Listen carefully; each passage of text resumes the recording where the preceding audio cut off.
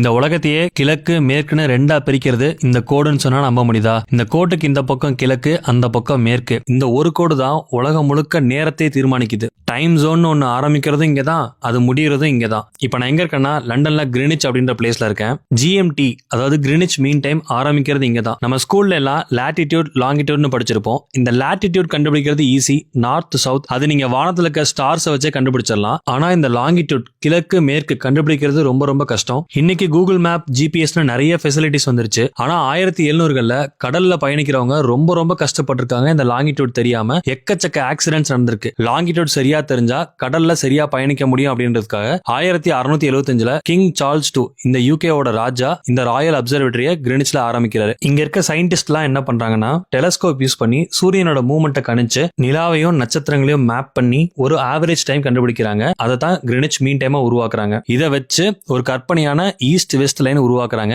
அந்த லைன் தான் இப்ப நீங்க பாக்குற இந்த லைன். இந்த லைனை தான் லாங்கிடியூட் 0 டிகிரின்னு ஆரம்பிக்கிறாங்க. இந்த பூமி 24 மணி நேரத்துல தன்னைத்தானே சுத்தி வரும்னு படிச்சிருப்போம். அப்படி சுத்தி வரும்போது 360 டிகிரி இருக்கும். இந்த 360 டிகிரி டிவைட் பை 24 மணி நேரம் பண்ணோம்னா 15 டிகிரி கிடைக்கும். சோ அதனாலதான் ஒவ்வொரு 15 டிகிரி லாங்கிடியூட்க்கும் ஒவ்வொரு டைம் ஜோன் இருக்கும். மொத்தமா 24 டைம் ஜோன் இருக்கும். சோ இந்த கோட்டுக்கு கிழக்க இருக்க ஒவ்வொரு 15 டிகிரிக்கும் ஒவ்வொரு மணி நேரம் டைம் ஜோன் வருது. +1 +2 +3. சோ அதுவே இந்த கோட்டுக்கு மேற்க இருக்க ஒவ்வொரு 15 டிகிரிக்கும் -1 -2 -3 அலாட் பண்றாங்க. சோ இதனாலதான் பாத்தீங்கன்னா இந்தியா 5.5 மணி நேரம் அகடா இருக்கும். அதாவது GMT + 530 hours. இதுல ஒரு இன்ட்ரெஸ்டிங்கான விஷயம் என்னன்னா இந்த உலகத்தை கிழக்கு மேற்குன்னு ரெண்டா பிரிக்கிறது எந்த பகுதியில் வேணா பிரிக்க முடியும். உதாரணத்துக்கு நீங்க இந்தியாவை மையமா எடுத்தாலுமே அதுல நார்த்ல இருந்து சவுத் வரைக்கும் ஒரு கோடு போட்டீங்கன்னா அதுக்கு கிழக்கு மேற்குன்னு ரெண்டா அவங்களால பிரிக்க முடியும். அப்படி இருக்கும்போது எப்படி இந்த கிரினிச்சை உலகமே அக்செப்ட் பண்ணுச்சுன்னு பாத்தீங்க அப்படின்னா முதல்ல இந்த யூகேக்குள்ளேயே நிறைய டைம் ஜோன் இருந்திருக்கு. 1800கள்ல தான் இந்த ரயில் பயணம் அப்படிங்கிறது ரொம்பவே அதிகமாச்சு. இந்த யூகேக்குள்ளேயே ஒவ்வொரு ஊர்லயும் ஒவ்வொரு டைம் ஃபாலோ பண்ணதுனால இந்த ட்ரெயின் சரியான நேரத்தில் எடுத்து சரியான நேரத்தில் போக முடியாம பல குழப்பங்கள் ஏற்பட்டதுனால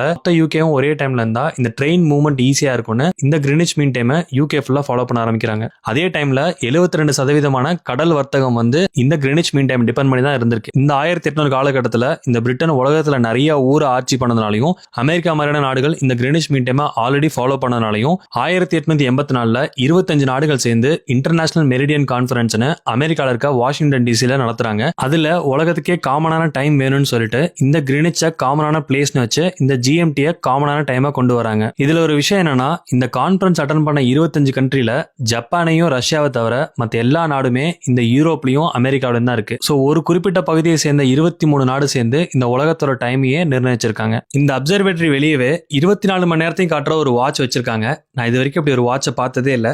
நீங்களும் பார்த்திருக்கீங்களான்னு கமெண்ட்ல சொல்லுங்க.